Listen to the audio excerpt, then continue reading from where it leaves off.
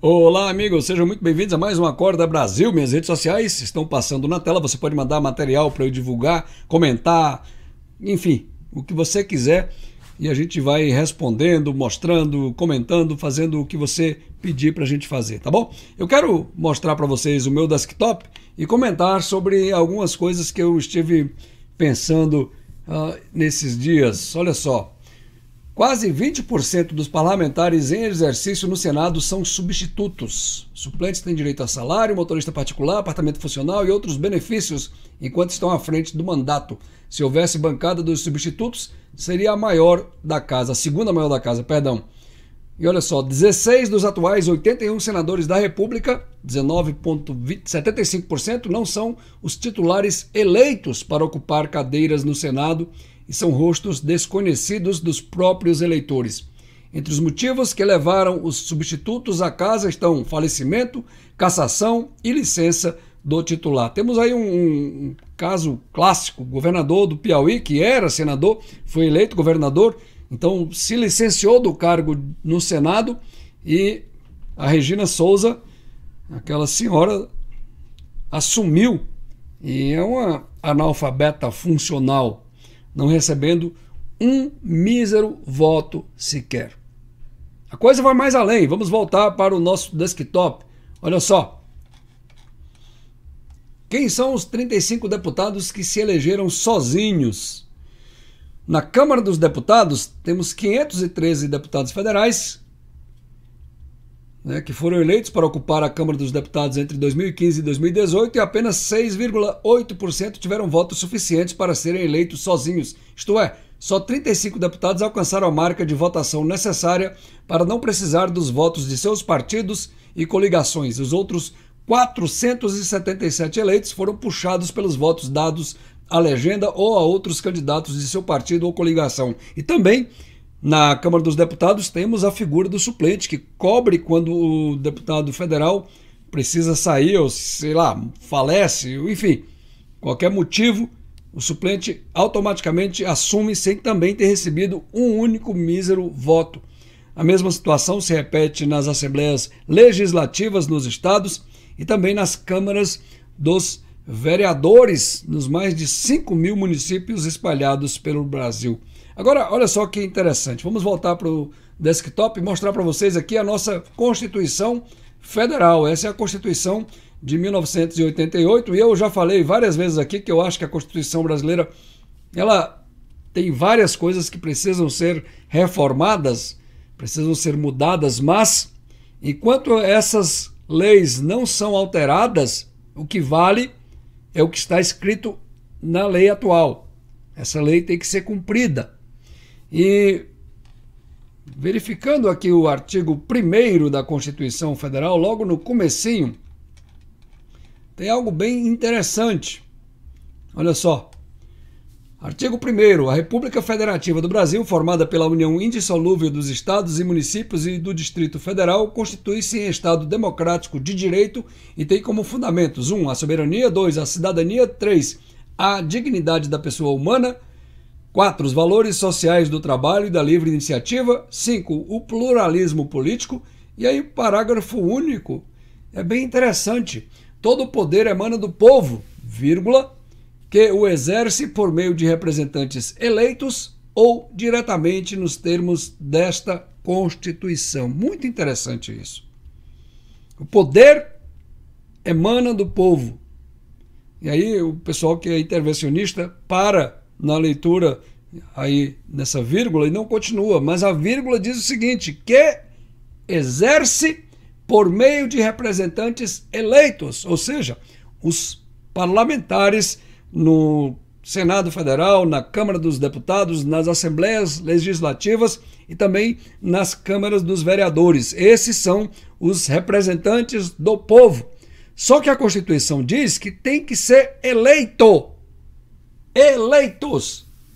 Eles não podem ser indicados, eles não podem ser chamados a ocupar a vaga de um governador, por exemplo, o caso do Piauí, que se licenciou e a Regina Souza assumiu essa vaga sem ter recebido um mísero voto, sem ter sido eleita.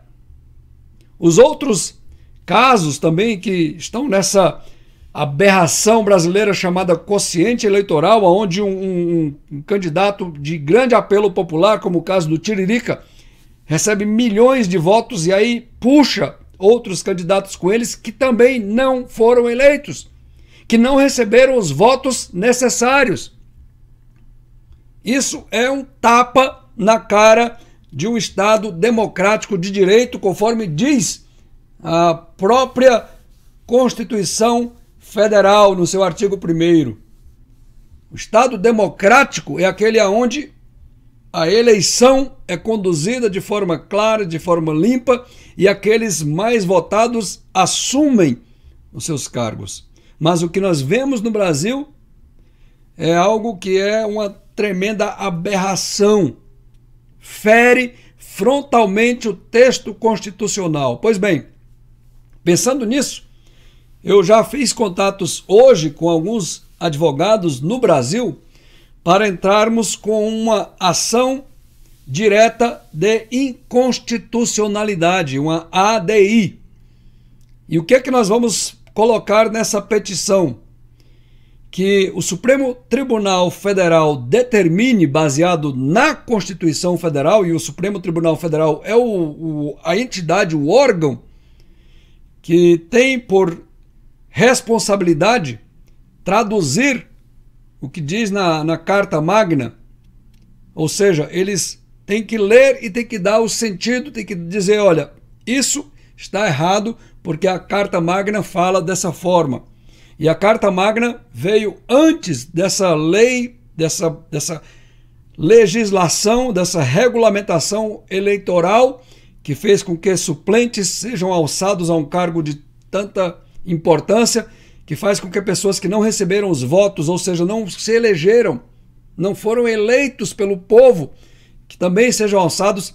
Tudo isso foi depois da Constituição. Então a Constituição tem primazia. E mesmo se tivesse sido antes, a Constituição de 88 mudou essa questão. Se é que esses suplentes já existiam antes, eu não tenho essa informação, mas isso não é tão relevante. Pois bem, a ideia é fazer com que o Supremo Tribunal Federal determine a imediata suspensão, o cancelamento do diploma dessas pessoas que ocupam cargos eletivos sem ter recebido os votos necessários para se elegerem. Em outras palavras, essas pessoas precisam ser destituídas desse cargo, serem mandadas embora e eleições precisam ser convocadas imediatamente para que pessoas, candidatos que recebam o voto popular, assumam o que era para ter sido feito lá atrás, quando esses suplentes assumiram, cobrindo vagas de outros que saíram. Eu sei que vai ser uma confusão enorme nesse país, mas a lei precisa prevalecer. Então quero pedir a você que é advogado, você que entende de leis, que você também se una a nós, para que a gente possa dar entrada nesse pedido, para que isso seja protocolado e que uma grande reviravolta nesse país aconteça. Eu acho que essa é a forma sadia de fazer uma mudança efetiva para que essa bagunça seja revista e consertada. Então, é preciso que a população faça pressão e que uma petição muito bem elaborada seja feita para que isso seja protocolado. E eu, como cidadão brasileiro, eu posso também protocolar uma petição no Tribunal Federal, no Supremo Tribunal Federal. É isso, gente. Vou ficando por aqui. Preciso da sua ajuda. Divulgue esse material. Ajuda a Acorda Brasil. Se você gostou desse material, dá um joinha, passe esse vídeo para frente, ajuda a divulgar nas suas redes sociais, nos seus grupos de amigos, do WhatsApp, enfim. É preciso que haja um basta nessa esculhambação generalizada que virou o meu país. Vejo vocês no próximo Acorda Brasil. Beijo.